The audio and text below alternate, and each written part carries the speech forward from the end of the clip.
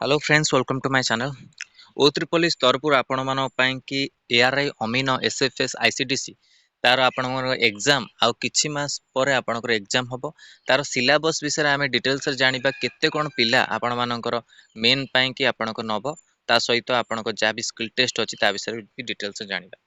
तो देखंतु एटा आपणकर प्लान ऑफ एग्जामिनेशन आपणकर combine requirement examination comprises 3 successive stages as described below. 3 successive stages first आपण प्रीलिम हबो मेन हबो तापर को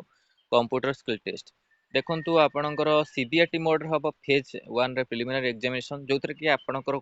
सिलेबस जो अछि आपण कोन अछि देखंतु मैथमेटिक्स 20 टा क्वेश्चन 20 मार्क आपणकर नेगेटिव मार्किंग भी अछि आधेरे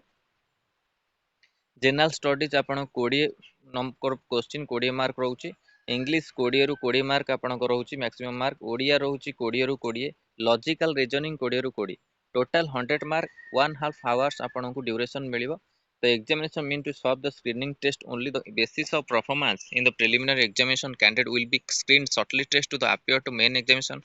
5 times आपनको नंबर ऑफ वैकेंसी जति वैकेंसी अछि तार 5 टाइम्स आपनको 5 गुण पिला माननकु नबो कोथि मेन रिटन एग्जामिनेशन को सीबीआरटी मोड आपनको हबो। तापर नेक्स्ट होची फेज 2 रे आपनकर कोन रहउची फेज 2 रे main written examination MCQ type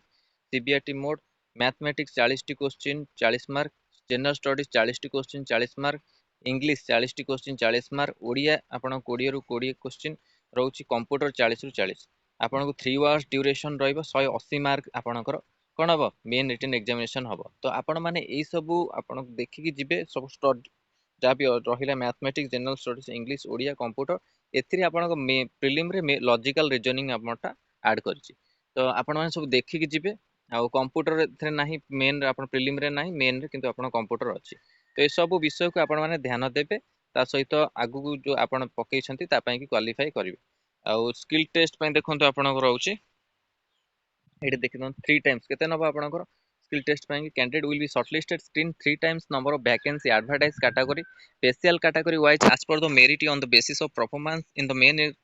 examination and shall be called for the practical skill test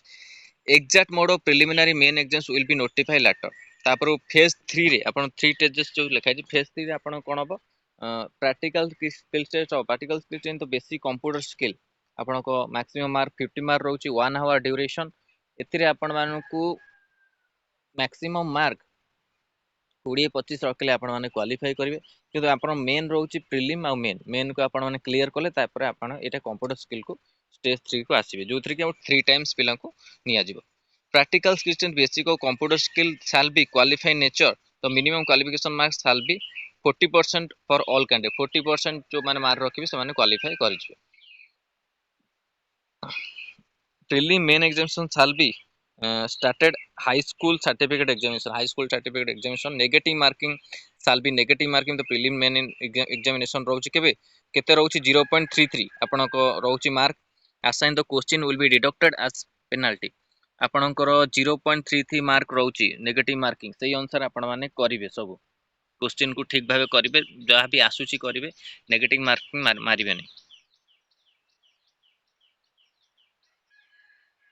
एठी अब first screening list main examination second होची आपनकर screening list practical skill test third होची लिस्ट आपनकर कोन डॉक्यूमेंट वेरिफिकेशन भी रहउची 125% नंबर ऑफ वैकेंसी एडवर्टाइज सबु आपनकर एडवर्टाइजमेंट नउची तो ए सब को आपण माने देखि जिबे परीक्षा पूर्वरु जा भी प्रीलिम रे रहउची सेही अनुसार आपण माने प्रिपरेशन करिवे। मेन होची आपनकर mathematics general studies English Odia logical reasoning एबे आपण माने ध्यान देबे जोटा कि प्रीलिम एग्जाम पई प्रीलिम एग्जाम केबे हबो आपनकर जून रे देइची तो इलेक्शन पर ही आपण जदी अपडेट आसी जाउची तो भलो कथा तथापि आपण प्रिपरेशन करथांतु ओ ट्रिपल एस कोनोसी ठीक ठिकाना नाही केतोल भी एग्जाम आपनकर कंडक्ट करि पारे तो आपण माने प्रिपरेशन करंतु ओ ट्रिपल एस बहुत किछि एग्जाम भी पेंडिंग हे के अछि आ रिजल्ट भी आपनकर पेंडिंग ही अछि पोस्ट भी कैंसिल अछि तो सबु आपण माने प्रिपरेशन करंतु जेहेतु आगु को आपण मानक एग्जाम हबा को अछि खाली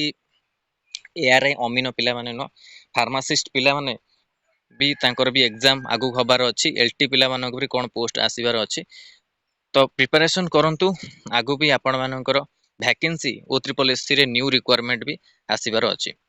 तो जहा जो क्वालिफिकेशन रहउची प्रिपरेशन करंतु तो ये इंपोर्टाट अपडेट थिला O3 पॉलिसी पिलामान पई एआरआई अमीनो एसएफएस आईसीडीसी जो माने अप्लाई करछन सेमान पई कि वीडियो भल लागितला लाइक और शेयर करंतु हम चैनल रे प्रथम थर पई चैनल को सब्सक्राइब करंतु और एई भली कंटेंट पे बेल आइकन को क्लिक करंतु जद समस्त वीडियो नोटिफिकेशन आपण पाखरे पहुंच परियो। आर पीडीएफ आपण मानो टेलीग्राम चैनल शेयर कर देबी जा द्वारा आपण माने जानि परिबे ता सहित व्हाट्सएप ग्रुप रे मते शेयर कर देबी सिलेबस देखंतु आ प्रिपरेशन स्टार्ट करनियंतु आउ प्रिपरेशन ପାଇଁ कि କିଛି ଆମର ଭିडिओ ଆପଣ ପ୍ରୋଭାଇଡ କରାଯିବ ଯାହା ବି ସମୟ ମିଳିବ ସେଇ ଅନୁସାରେ ଆପଣଙ୍କୁ କିଛି କିଛି ଟପିକ ର ଭିडिओ ଆପଣଙ୍କୁ ପ୍ରୋଭାଇଡ କରାଯିବ। ଧନ୍ୟବାଦ, ଥ୍ୟାଙ୍କ ୟୁ।